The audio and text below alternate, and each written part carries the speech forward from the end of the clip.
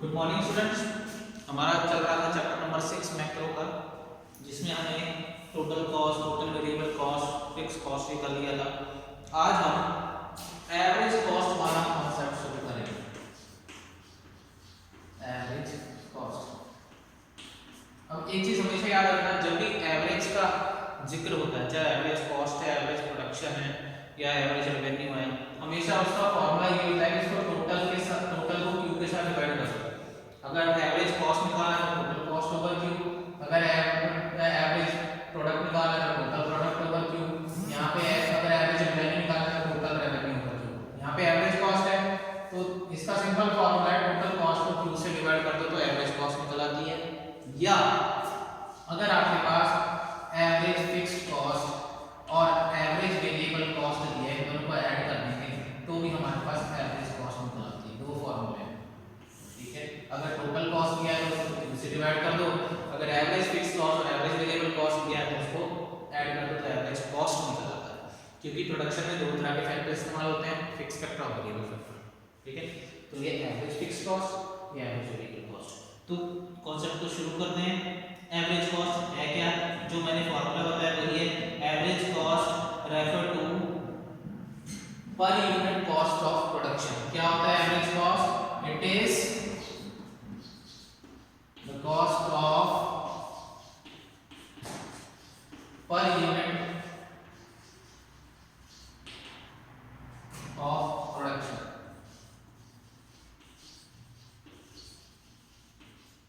Cost on per unit of production. Production की हर एक यूनिट पे एवरेज जितना खर्चा आता है उसको कहते हैं एवरेज कॉस्ट। अब देखिए प्रोडक्शन में मैंने जैसे बताया था दोनों तरह की यूनिट इस्तेमाल होती है, फिक्स फैक्टर भी होते हैं, वेरिएबल फैक्टर भी होते हैं। तो अगर हम वेरिएबल फैक्टर की बात करें तो वेरिएबल फैक्टर कौन से होते हैं? वेरिएबल फैक्टर वो होते हैं जिनको शॉर्ट पीरियड ऑफ या लॉन्ग पीरियड जब मर्जी चेंज कर सकते हैं। तो अगली इसमें जो चीज आई है वो आई है एवरेज वेरिएबल कॉस्ट। क्या है? अब एवरेज वेरिएबल कॉस्ट भी सेम है, उसमें क्या लिखेंगे? It is the cost on it is the cost on the unit of it is the variable it is the variable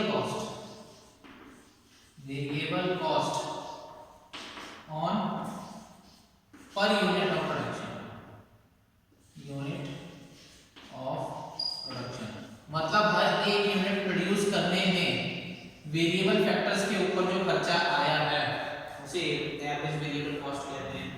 और फिक्स कॉस्ट की बात करें, अगर फिक्स फैक्टर के ऊपर आता है तो होता है एवरेज फिक्स्ड कॉस्ट। क्या है?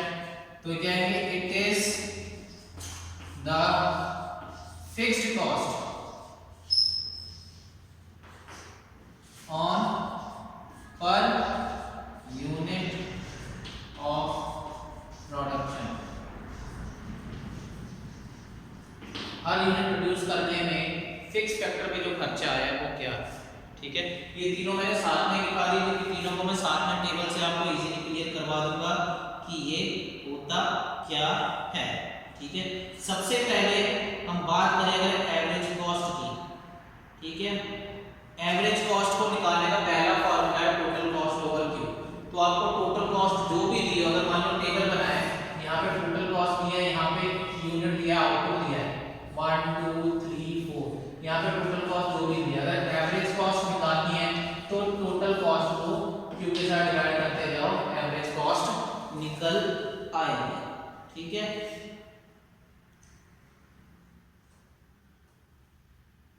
ठीक है ना? जैसे टोटल कॉस्ट हम लगा रहे हैं यहाँ पे, हमें जो पिछले हमने जो बनाए थे टेबल उनमें टोटल कॉस्ट क्या थी हमारी? टोटल वेरिएबल कॉस्ट और टोटल फिक्स कॉस्ट दोनों को जोड़ के जो कॉस्ट आ रही थी वो टोटल कॉस्ट थी। जैसे पहले में थी 12, दूसरे में थी 18, पहले थी 12, फिर हो गई थी 18, उसके बाद तीसरे में आ गई थी टोटल वेरिएबल कॉस्ट थी 10, में तीसरे में आ गई थी 22, तीसरे में 22। अब हमने अगर यहाँ पे एवरेज कॉस्ट निकालनी है तो ये हो जाएगा 12 डिवाइड बाय 1, 12 डिवाइडेड बाय 1 पहले की आ गई 12, फिर 18 डिवाइडेड बाय 2 कितनी आ गई 9, फिर 22 डिवाइडेड बाय 3 ये आ जाएगी 7.33 समथिंग, ठीक है। तो ये एवरेज कॉस्ट आ गई। अगर टोटल कॉस्ट दी हुई है, इसको निकालने का फॉर्मूला डिवाइड करके। अब ऐसी अगर आपको यहाँ पे आउटपुट है या क्वांटिटी आउटपुट क्या है, अब यहाँ पे मान लो आपको टोटल वेरिएबल कॉस्ट दी हुई है 1 2 3 4 5, टोटल वेरिएबल कॉस्ट 0 है, फिर उसके बाद 6 थी, उसके बाद हमारी एवरीथिंग 10 हो गई थी, फिर 15 थी, 15 के बाद मेरे ख्याल से यहाँ पे थी 24 थी, ऐसे कुछ थी, ठीक है। अब हमने एवरेज वेरिएबल कॉस्ट निकालना है, तो same formula total variable cost divided by Q, तो इसको डिवाइड कर दिया दोनों को, पहले का तो 0 ही आ गया, 6 डिवाइडेड बाय 2 कितना आ गया 3, 10 डिवाइडेड बाय 3 3.33 समथिंग आएगा, 15 डिवाइडेड बाय 4 4 3 जा 12, 13 4 30, 4 7 जा 28, फिर 2043 3.75 समथिंग कुछ आएगा, 24 को 5 से डिवाइड कर दो, तो डिवाइड करके जो जो आ रहा है वो आ गया average variable cost, total variable cost में से निकालने का फॉर्मूला। आपको साथ साथ में बता रहा हूं मैं, क्योंकि एग्जाम में कई बार मिसिंग टेबल में आ जाते हैं, टोटल वेरिएबल कॉस्ट की एवरेज निकालनी है तो आपको पता रहे फॉर्मूला क्या है। अब इसी तरीके से अगर टोटल फिक्स्ड कॉस्ट दी हो और आपको एवरेज फिक्स्ड कॉस्ट निकालनी है, टोटल फिक्स्ड कॉस्ट तो फिक्स ही होती है, तो हमने जो पिछला कॉन्सेप्ट था उसमें डाला फिक्स्ड कॉस्ट 12 कांस्टेंट है, ठीक है। तो यहाँ पे एवरेज फिक्स्ड कॉस्ट क्या निकलेगी वो 12 बाय 1, तो पहले क्या है 12, फिर 12 बाय 2 6, 12 बाय 3 4, 12 बाय 4 3, 12 बाय 5 2.4, देखो एवरेज फिक्स्ड कॉस्ट जो है कम होती जा रही है, डिवाइड करके आ रहा है। तो ये तीनों फॉर्मूले आपको आए होंगे, समझ आ गए होंगे, total cost divided by Q, यहाँ पे अगर टोटल फिक्स्ड कॉस्ट निकालनी है, एवरेज वेरिएबल कॉस्ट निकालनी है तो total variable cost divided by Q, और अगर एवरेज फिक्स्ड कॉस्ट निकालनी है तो total fixed cost divided by Q, मतलब क्यू के साथ डिवाइड करना है टोटल वाला, ठीक है। इसके बाद अगली चीज पे हम आते हैं जो इसमें समझने वाली है, कि मैंने आपको बताया था कि टोटल फिक्स्ड कॉस्ट और एवरेज वेरिएबल कॉस्ट को ऐड करें तो भी एवरेज कॉस्ट निकल आती है। टोटल फिक्स्ड कॉस्ट और एवरेज वेरिएबल कॉस्ट को, सॉरी एवरेज फिक्स्ड कॉस्ट और एवरेज वेरिएबल कॉस्ट को ऐड करने थे। अब देखिए एवरेज फिक्स्ड कॉस्ट क्या है हमारे पास, जैसे मैंने अभी निकाला था फॉर्मूला उसके थ्रू, तो मैं यहाँ पे सीधा सीधा लिख रहा हूँ, यहाँ पे हमारा आ गया आउटपुट, ठीक है। अब मान लो हमें यहाँ पे टोटल फिक्स्ड कॉस्ट भी है, यहाँ पे टोटल वेरिएबल कॉस्ट भी है, साथ में सारा ही बनाना है एक बार, ठीक है।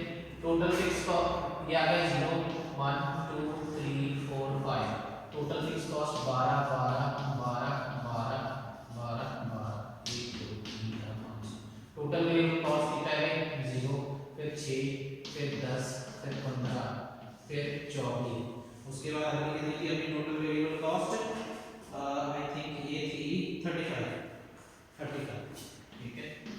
हमने एक ही टेबल में आपको सारा निकाल के दिखाना साथ में। अब हमें निकालना है एवरेज फिक्स्ड कॉस्ट और एवरेज वेरिएबल कॉस्ट, और निकालना है हमें एवरेज कॉस्ट, ठीक है। अब अगर यहाँ पे सीधा टोटल कॉस्ट हमें दिया होगा तो इन दोनों को डिवाइड करके हम एवरेज कॉस्ट निकाल लेते हैं, जो मैंने आपको बता चुका। पर अब हमें मान लो average fixed cost average variable cost निकालना है, क्योंकि हमें ये दोनों दिए हैं, तो इन दोनों को ऐड करके हमें एवरेज कॉस्ट मिलेगा। तो अब हम एवरेज वेरिएबल कॉस्ट और एवरेज फिक्स्ड कॉस्ट इन दोनों को कैलकुलेट करते हैं। तो पहले इसको पीएफसी को क्यू से डिवाइड करेंगे तो एएफसी आएगा, तो ये आ गया 0, फिर 12 बाय 1 आ गया 12, 12 बाय 2 आ गया 6, 12 बाय 3 आ गया 4, 12 बाय 4 आ गया 3, एंड 12 बाय 5 आ गया 5 to the 10 और 5 to the 2.4। Average fixed cost आ गया। अब एवरेज वेरिएबल कॉस्ट निकालें, take total variable cost by Q 0 0 0, फिर 6 बाय 1 6, फिर 10 डिवाइडेड बाय 2 5, 4 डिवाइडेड बाय 3 3 1 जा 3 3 3 3 1.33 समथिंग, 3 डिवाइडेड बाय 4 ये आएगा 0.28 to 0.75, फिर 2.4 डिवाइडेड बाय 5, तो ये आएगा 5 4 20, ये आएगा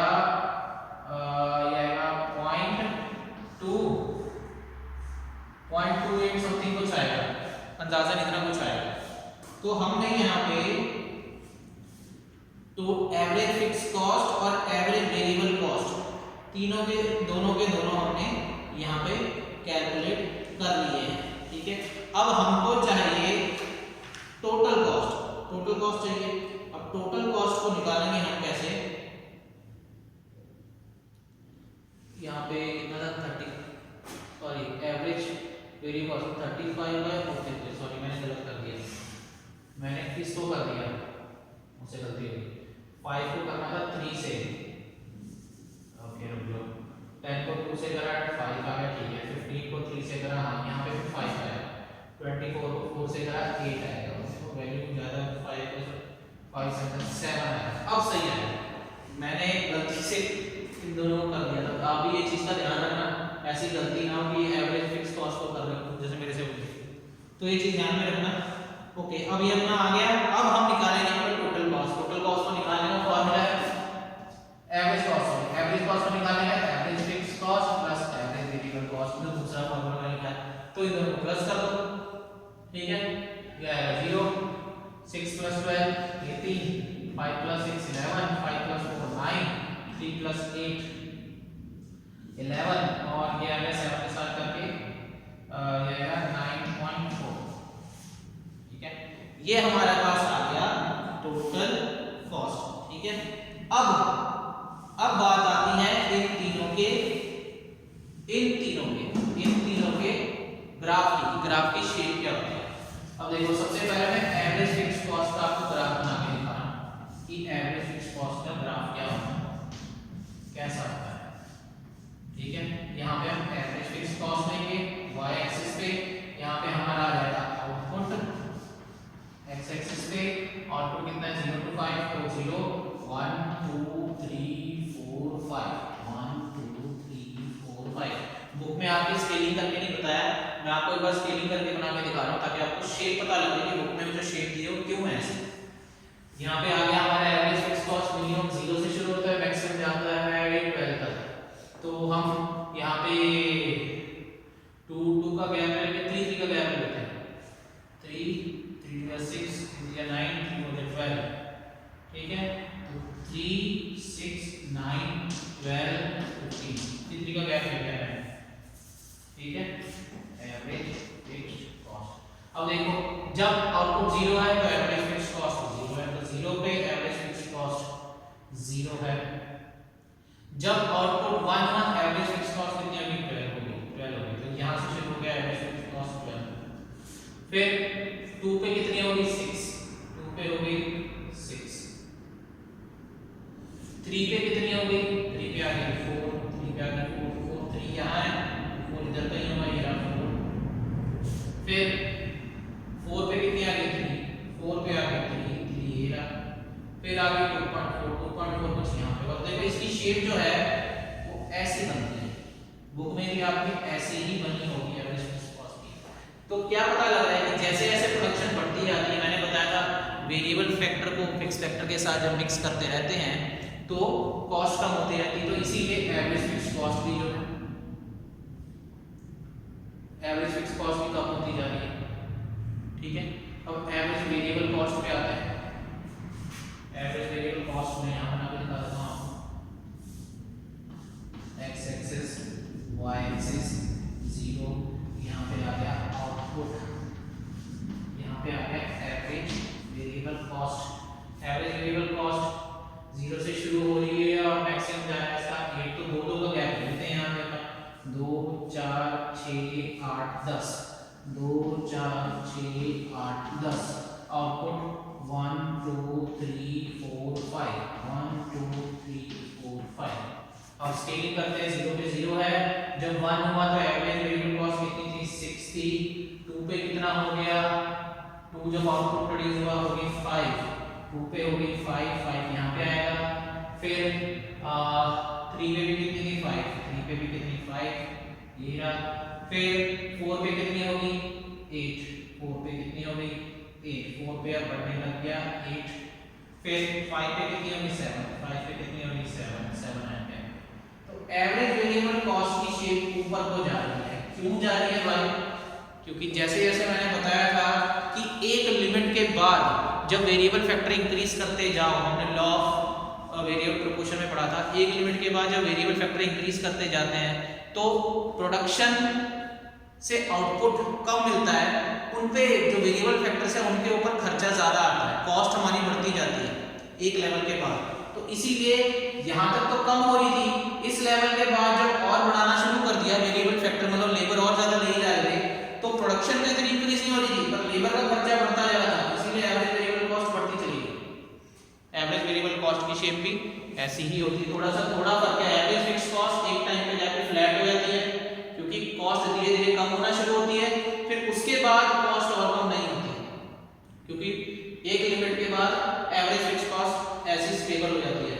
एवरेज वेरिएबल कॉस्ट शुरू में कम हो रही है और जैसे जैसे वेरिएबल फैक्टर बढ़ते जा रहे हैं वो बढ़ती जाएगी कॉस्ट। फिर टोटल कॉस्ट की बात करें, अब टोटल कॉस्ट का डायग्राम यहाँ पे देखो, ये x y यहाँ पे 0, सॉरी टोटल कॉस्ट नहीं एवरेज कॉस्ट, मेरा एवरेज कॉस्ट यहाँ पे आ गया आउटपुट, यहाँ आ गया 1 2 3 4 5, 1 2 3 4 5, यहाँ पे एवरेज कॉस्ट ले लेते हैं हम, मैक्सिमम 18,000 ही है तो ये हम ले लेते हैं यहाँ पे 4 4 to the 8, 4 to the 12, 4 to the 16, 4 5 20, 4 का गैप 0 पे 0 है, 1 पे होगी 18, 18 यहाँ पे होगा, 2 पे होगी 11, 2 पे होगी 11, 11 इधर पे ही होगा, फिर आगे 3 पे 9, 9 यहाँ पे है, फिर आगे 4 पे फिर 11, 4 पे फिर 11 आ गई और 5 पे होगी 9.4, 5 पे होगी 9.4, 5 पे 9.4 कैसे होगी? यहाँ पे एवरेज फिक्स कॉस्ट का और average variable cost, average fix cost अपना सही है, मैंने देखें एक बार, एवरेज फिक्स कॉस्ट 9.4 होगी, 4 9 3 + 6 9, यहाँ पे आना था अपना 2, टोटल एवरेज वेरिएबल कॉस्ट आ गई 6 4 24, यहाँ 6 आना था, सॉरी यहाँ पे 6 आना था माइनस, यहाँ 6 आना था इसीलिए, तो यहाँ पे आ गया था अपना, यहाँ पे भी 9 आया, यहाँ 9 आया और ये आ गया average variable cost, average variable cost यहाँ 8 की जगह यहाँ 6 होगा, यहाँ शेप तो यही बनेगी एवरेज वेरिएबल कॉस्ट की, ठीक है। तो देखो अब यहाँ पे क्या आ गया, 4 पे आ गया 6, 4 पे आ गया 6, 4 पे 6, 4 पे आ गया 6, 6 यहाँ आएगा, 8 यहाँ है, 6 यहाँ है, यहाँ पे कहीं जाएगा, सॉरी 9 9, सॉरी 9 9, ये 9 आएगा यहाँ, फिर 7 पे 9, अगले 5 आउटपुट पे 9.4, 7 + 2.4 करके 9.4 आ गया, कहाँ पे आ गया 8 9 9.4 भी यहाँ पे, तो एवरेज कॉस्ट की शेप भी यही बढ़ेगी, एवरेज कॉस्ट। तो एवरेज कॉस्ट और एवरेज वेरिएबल कॉस्ट दोनों की शेप सेम तरह की है, एवरेज कॉस्ट भी शुरू में कम हो रही है फिर बढ़ती जा रही है, क्यों? क्योंकि जैसे जैसे वेरिएबल फैक्टर बढ़ रहे हैं तो हमारे प्रोडक्शन पे खर्चा बढ़ता जा रहा है, और एवरेज कॉस्ट में एवरेज फिक्स कॉस्ट और वेरिएबल कॉस्ट दोनों को जोड़ के बनता है, इसीलिए एवरेज कॉस्ट स्टार्टिंग में कम होगी, बाद में ये बढ़ती जाएगी क्योंकि जैसे जैसे प्रोडक्शन में और लेबर लगाते जाएंगे, एक मशीन एक हद से ज्यादा अगर उसमें लेबर लगाएंगे तो मशीन ने तो उतना ही आउटपुट देना है, लेबर पे खर्चा बढ़ता जाएगा, हमारा कॉस्ट बढ़ती जाएगी, ठीक है। तो ये तीनों की शेप थी, average fix cost, average variable cost, average cost. तीनों में से आपको जो भी पूछा होगा सबसे पहले मीनिंग लिखना है, उसके बाद टेबल बनाना है, अगर यही पूछा है तो यही टेबल से एवरेज फिक्स कॉस्ट बना के उसका डायग्राम बना के उसकी ऑब्जर्वेशन लिखनी है जो आपको मैंने बताया कैसे करते हैं, चाहे एवरेज कॉस्ट पूछा है चाहे एवरेज वेरिएबल कॉस्ट पूछा है, सब इसी तरीके से होंगे, ठीक है।